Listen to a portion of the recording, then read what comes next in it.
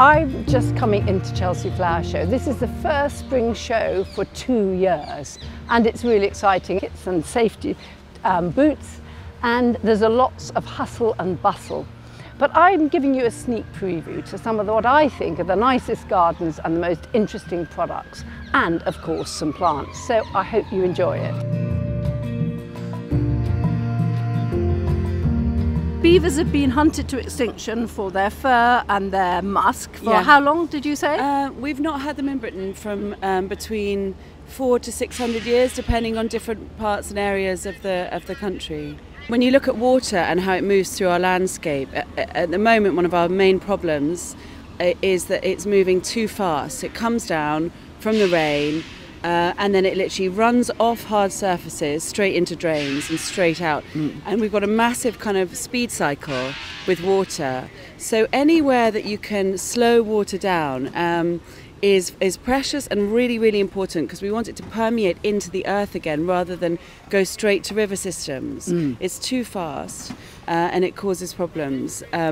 When water slows down here on a beaver system, the dam holds back the water, creates pools, which are incredible habitats for nature, fish, birds who thrive around water systems and eat the fish, insects, plants.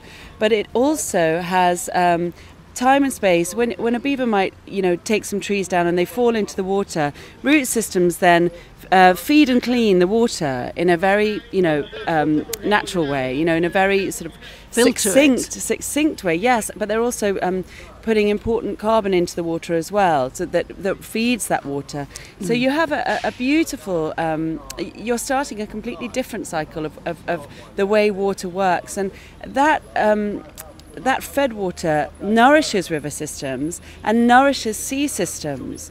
But as they work the mud and pull everything apart, there's opportunities then for plants to self-seed and to establish and colonise. And you're showing here, this is a riparian meadow, so it's a sort of wet meadow. Yes. And you've got lots of different species, and it all looks beautiful, doesn't it? And would it really look as lovely as this? Do you think? I mean, well, it's a little bit accentuatedly beautiful. Do you think? Would it actually look as lovely as this in real life? Well, I think Adam and I have our heart-stopping moments in nature when we're in meadows like this. The riparian meadows are the wet, dry ones, so they flood and then they dry. And it's been very lovely to work with these very sweet water-type plants that thrive in that habitat. Would it look like this? I mean, we've probably concertinaed is the word. All the beautiful things together. But I mean, I think when you go to meadows in spring, you're blown away, aren't you? Oh, lovely! Spring is fabulous. And your camera's out, and you can't believe what nature's brought in herself. And I think so. I'd say concertinaed, but not too curated. I mean, it's. It's lovely. It's very lovely. And the hide is beautiful, isn't it? Beautiful with the corrugated iron roof. It's really super nice. Rustic. It's just cobbled together. It's looking like it's cobbled together. From old barn pieces. We wanted to keep it very, very shanty, and it's inside. There's lots of references to wildlife and how you can, kind of identify the wildlife you're seeing. We had a damselfly here arrive yesterday, just as we were putting tools down. But what about the beavers? Oh, well, they're asleep now. Of course, they're nocturnal, so the visitors won't be able to see them, sadly. No, sadly not, unless they stay late. But they might see some beaver crisps, or they beaver chips. Oh, yes, they're chips, yes. It's not a New Walker's variety, it is actually a bit of wood that they chew up. Yeah, when they're taking a trunk down, when they're taking a tree down, they gently gnaw away the layers of the wood, and you get these incredible, they do look like crinkle cut crisps. Yes. You're right. Yes. But they're known as beaver chips. And the other thing, we have another kind of term for beaver habitat findings are the chopsticks, which are these ones, these white stripped little sticks. So the beavers will sit here and eat all the bark off the salix and the willow and the alder and the trees they love. And then they'll leave these white chopsticks they eat in one particular place. So we've recreated that as well. We've also put in a water vole lawn because water voles thrive in beaver habitats, otters thrive. You know, it's lovely. It's good to. We're showing a regeneration and an ecological restoration, and trying to really inform and excite. And I find it like, what I realise is I feel like it's quite playful and fun. And oh, it's lovely. And I think the public will love it. And I love the little fence you've got along the front. But thank you very much indeed. It's lovely for you to tell us all about it. And good luck. I think you'll get a gold. I'm really impressed with your garden. I'm very pleased with this. Yeah, well, this is good because I had a really nice team who just kind of got the idea. And I think to make a garden here, you need people to kind of just believe in it more than just come and build it. There is a difference. Well, it's all the organisational side of it is massive, isn't it? Because you have this from the start. Yeah. And this is a brownfield site, so this is meant to be a garden that's created from wasteland, as it were, in the city. And so you've used all sorts of clever touches.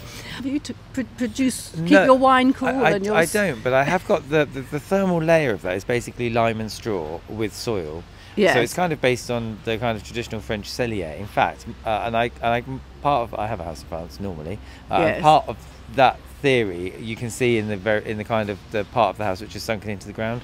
But my God, what a mammoth effort to do that. Well, we had to make that from scratch. Yeah. So the chap who did it was a bit of a genius. I bet. And I also love this wall and this seat behind us. The way you've got the bench on the concrete. Yeah. And you said you had to do it over several days to build up the different layers to get the texture, but it is just concrete that's textured. It's dry mix concrete with different sands, and basically you have to do it barrow load by barrow load. And our chaps really didn't enjoy that process because that's a lot of hand mixing. So that you vary the mix, and then once it sets, you get that crumbly texture, and then the layers of sand which didn't quite get the cement, as it gets wash out, and you get like deeper ribbons of texture. It's beautiful, and you shutter it, obviously, so you get that very clean face, and the wall is lovely too, isn't it? No, the whole thing looks beautiful, and you've got a grid coming into the garden over some water. Yeah. So I bet that caused a few problems. Yeah, I mean, it's quite funny because now I can stand on it and look like I'm walking on water. Ah, well, you can walk on water. You can get a gold. It's a lovely garden. Fingers crossed. Thank you very much indeed. Thank you. This is your first big garden at Chelsea. First garden at Chelsea. Garden, yes. But obviously you're an experienced hand at this sort of thing. And this stands out as very different from all the others, isn't it? It's very true to me, though. It's very true to me and true to the charity perennial. It's the gardener's charity, and this is a garden for gardeners, and it's to celebrate everyone in the horticultural trade. And it's very classical, it's very symmetrical, but bang, what have you put down the centre with that neon sign? It's something I've been wanting to do for a long time, and it's a lovely message. The garden is called With Love.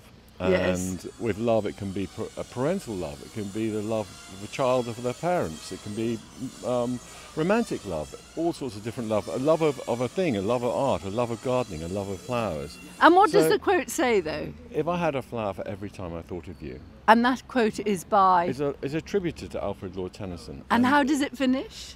I could walk through my garden forever. Oh, what a romantic you are. You really are. It is, but it's also it's many levels as well. I mean, there was someone who just told me, they said, it reminded me of their father because their father had died a couple of years ago. So it was just, all these things. It's not as love on many different types of love. But yes, I am a bit of a romantic. And the parottias beside us, the multi-stem parottias, wonderful trees, aren't they? Really beautiful. Absolutely stunning. And then you've got the umbrella hawthorns running down the rill. Yeah, I mean, I'm calling them flat top. Umbrellas, flat tops, whatever we I like get to call confused. They all have different names, don't they? But they are beautiful. I love them. And then you've got chamomile, of course, for the romantic man. Yes, the chamomile lawn. Walking barefoot through the chamomile, yes, indeed. Yep, running aside the rill. That's lovely, isn't it? Yes. And what's caused you the most problems? Because it all looks so perfect. Has anything caused you major hiccups? There have been little bits of things along the way. I mean, but we've had such a great team. I've now forgotten them all. I'm sure the public will love this one, and it stands out because it is the only classical symmetrical. I know, so going against the trend, but that's a really good thing to do. Yeah, I'm absolutely. standing up for myself and what I believe is right. I could have done something trendy and asymmetrical and not felt true to myself. Yeah. And it won't stand. This is timelessly elegant. It will stand the test of time. Yeah. You lovely. Put a garden like this in your house. in your home, and you'll want to keep it forever. Yeah. You put one of the more trendy ones and you'll probably rip it out in 5 years' time, and that's not very sustainable. Yeah. No, it's lovely. Well done and good luck. So this is a garden designed by Andy Sturgeon. He's done many Chelseas here. He's had many golds and best in shows. And this is for mine. And basically he's used the walls, the curved walls, which are rendered clay walls, to create many different spaces. So you get lots of different views through the garden, and so it looks very different from many different perspectives.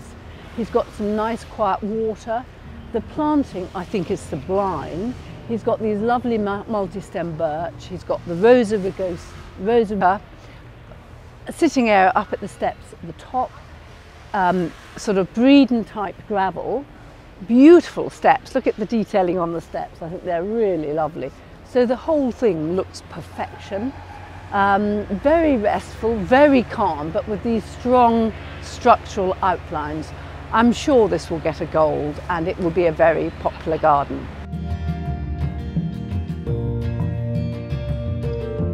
This is Chris Beardshaw's garden for the RNLI, and again I think it'd be one the public love. The path up the centre, Chris watched a bow wave from a lifeboat go through the water, and they copied the actual rhythm of the curve of the wave with the path, apparently. Green oak structure at the far end, and then he got Jim Keeling from Witchford Pottery to make the pots specially up for him, which uses a motif of the RNLI, and they're beautifully deep, very foliferous, lots of peonies and things like that, which have just been popped in at the end because it's been very hot, very cold, and peonies are one of the most difficult plants to have looking great for Chelsea. Very, very mercurial. Lovely little plant here, the Galactites, which seeds around in the garden, which I've got. It's a wonderful plant. It's really very restful, very peaceful, and again, it's going to be one the public really enjoy. This is one of my favourite gardens. It's by Howard and Hugh Miller, and it's their brothers, and it's very much a family affair because Dorrie, their mother, grew 3,000 of the 5,000 plants here, which is quite a feat to grow show plants, not like growing normal plants. They were both architects, the boys, and now they do other projects totally. They've done rooms in the Ice Hotel, all sorts of extraordinary things. But what I like about it particularly is this picnic blanket, and it's made of glass reinforced concrete, so it's very light. And it was actually manufactured by a firm called Urbis, who make wonderful concrete bowls and things for the garden. And I love the way it undulates with the path running through it. And they filled, because it's a garden all about foraging, they filled the little squares with all sorts of herbs. And it's for Alder Hey Children's Hospital, and so it's all about spaces for children where they can forage. And I think that space forms a wonderful structural space surrounded by native foraging plants. In the foreground you can see this cut and laid hedge, which they brought to Chelsea in full leaf 3 weeks ago, and then they cut and laid it on site. Normally you'd cut and lay it in the wood, and the cabinet maker has made this mobile chopping board here, and then he's got a mobile larder, and they're mobile because they actually form wheelbarrows. Use them, and they are full of homemade foraged foods. Another thing I love is the dog basket behind. So it's a large woven willow basket, which is like a playpen for children to play in, with lots of flowers and herbs in there. And it's very much like the dog basket, which my children spent a lot of time in when they were tiny with the dog. But I think it's a really charming little garden, and foraging is very much on the up and up. And I think it's got great, I think it's a fabulous garden. I hope they do really well.